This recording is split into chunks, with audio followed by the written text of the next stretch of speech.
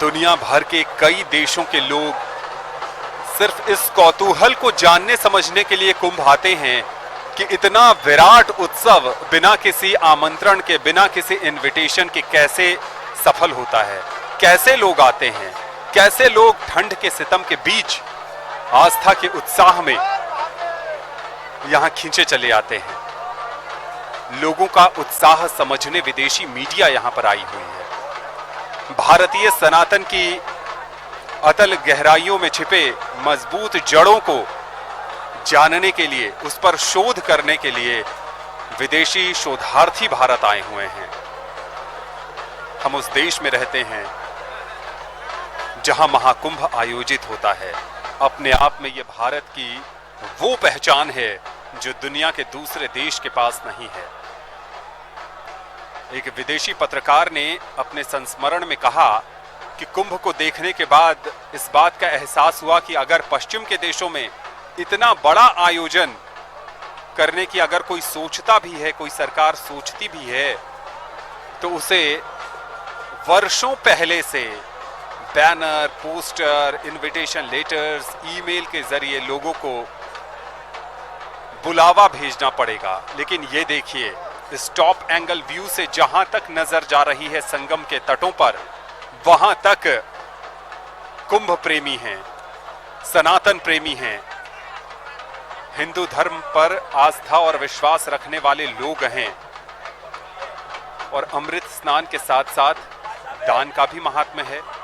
मुंडन भी बहुत सारे लोग करवाते हैं और बहुत सारे लोग अपने पुराने कर्मों को प्रयाग में आकर संगम में डुबकी लगाकर यहीं छोड़ जाना चाहते हैं। और वो चाहते हैं कि जब संगम के पवित्र जलधारा में वो डुबकी लगाएं और उसके बाद अपने घर वापस जाएं, तो एक नया जीवन लेकर जाएं, एक नई सोच लेकर जाएं, एक नया विचार लेकर जाएं, एक नई कार्य योजना के साथ अपने अपने जीवन में वापस लौटें, जिसका उद्देश्य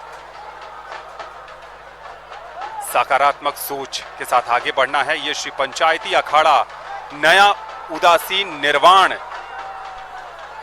ये अपनी बारी की प्रतीक्षा में और अब बहुत समय के इंतजार के बाद उनका नंबर आता हुआ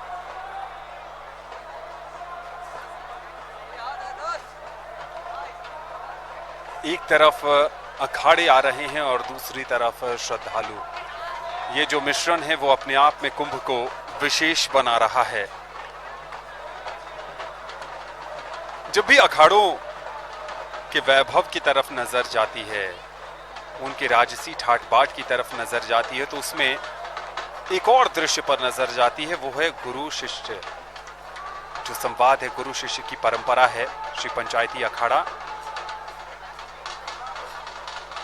और शिष्य गुरु को ही अपना ईश्वर मानता है। और उदासीन पंचायती बड़ा अखाड़ा 1825 में इसकी स्थापना हुई। बसंत पंचमी के दिन हरिद्वार में स्थापना मानी जाती है, हर की पौड़ी पर। और इनका प्रमुख आश्रम यहीं पर है, यानी जहां महाकुंभ का आयोजन हो रहा है, यहीं इनका प्रमुख आश्रम भी है।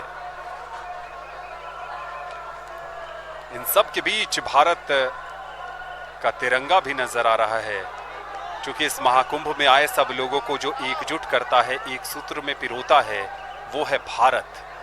भारत एक सोच, भारत एक विचार और भारत 140 करोड़ लोगों के रक्त में बहने वाला वो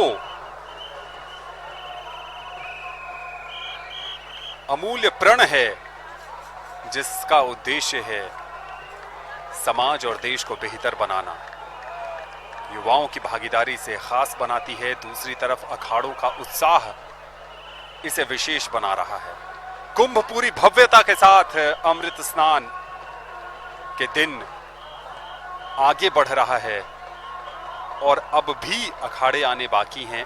तो आप बने रहिए दूरदर्शन के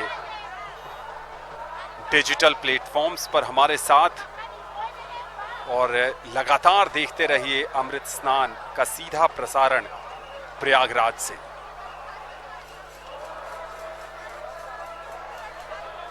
अखाड़ों की अपनी परंपरा है और अखाड़ों का अपना सामाजिक प्रभाव भी है। ये उदासीन संप्रदाय का श्री पंचायती नया उदासीन अखाड़ा जो अब इसे काटने से लेकर जलाने तक की बात कही जाती है।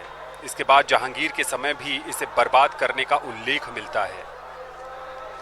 मुगल काल में तो इस पर दर्शन करने पर भी प्रतिबंध लगा था। ब्रिटिश काल और आजाद भारत में भी किला सेना के अधिकार में रहने की वजह से तीर्थ यात्रियों के लिए इस वृक्ष का दर्शन करना मुश्किल था। किले में पीछे की ओर पातालपुरी मंदिर में स्थित एक वट वृक्ष के दर्शन करके लोग लौट जाते थे, लेकिन प्रधानमंत्री नरेंद्र मोदी ने इसकी सुध ली और 2018 में अक्षय वट का दर्शन और पूजन सभी के लिए उपलब्ध कराने का फैसला किया। इसके बाद से ही लोग किले में स्थित अक्षय वट का दर्शन करने लगे। समाज के ज्वलंत मुद्दों पर भी मुखर होते हैं। देखिए कितना सुंदर दृश्य है ये, जब आचार्य अपने शिष्यों को आशीर्वाद देते हुए, उनका अभिवादन स्वीकार करते हुए, और ये देखिए एक शिष्य से तो मोबाइल फोन लेकर सेल्फी